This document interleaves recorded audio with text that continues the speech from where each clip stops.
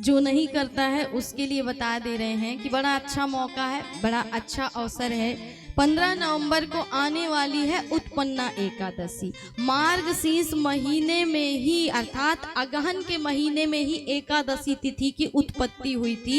ये जो एकादशी आने वाली इसको उत्पन्ना एकादशी के नाम से जाना जाता है। यही एकादशी के दिन भगवान के मुख से एक राक्षस को मारने के लिए देवी एकादशी की उत्पत्ति हुई थी और तभी भगवान ने उसे आशीर्वाद दे दिया था कि आज से जो भी व्यक्ति एकादशी का व्रत करेगा उसके जीवन में कभी भी किसी प्रकार का अभाव नहीं होगा, किसी प्रकार की कमी नहीं होगी और उसे मेरा वैकुंठ प्राप्त होगा।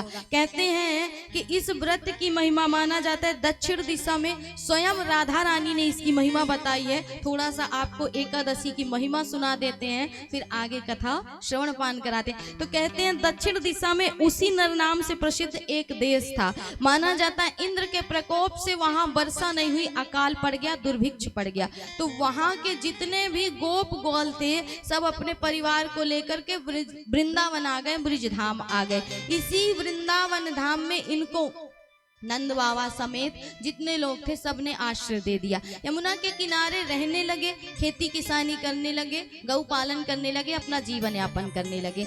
इन्हीं में जो गोपिकाएं थी, जो उन गोपों की कन्या थी, कहते हैं ये सब वही कन्या थी जो श्री राम के यज्ञ से अर्थात यज्ञ सीता स्वरूपा बन करके आई थी। जो यज्ञ में सीता जी की मूर्ति रखी जाती थी ना, कहते हैं उन कन्याओं को भगवान ने कहा था, वचन दिया था कि अगले अवतार में मैं तुम्हें प्राप्त होऊंगा। इसलिए आज वही कन्याएं यज्ञ सीता ही गोपांगनाएं बन करके आई और जब राधा रानी के पास जा करके गई तो कहते हैं राधा रानी से उन्होंने कहा कि हे राधे, आप निरंतर भगवान का सुमिरन करती हैं लेकिन वो गोविंद तो 24 घंटे आपका ही सुमिरन करते हैं। ऐसे कौन से पुण्य कर्म, ऐसे कौन से सत्कर्म आपने किए कि साक्षात ईश्वर आपके चरणों में विराजता है, ईश्वर आपको भजता है निरंतर। हमें भी वो उपाय बताओ, हमें भी गोविंद की प्राप्ति हो जाए। राधा रानी कहती है कि हे देवियों, यदि तुम गोविंद को पाना चाहती हो तो उसका एक ही उपाय है। बोले समस्त व्रतों का राजा है एकादशी व्रत,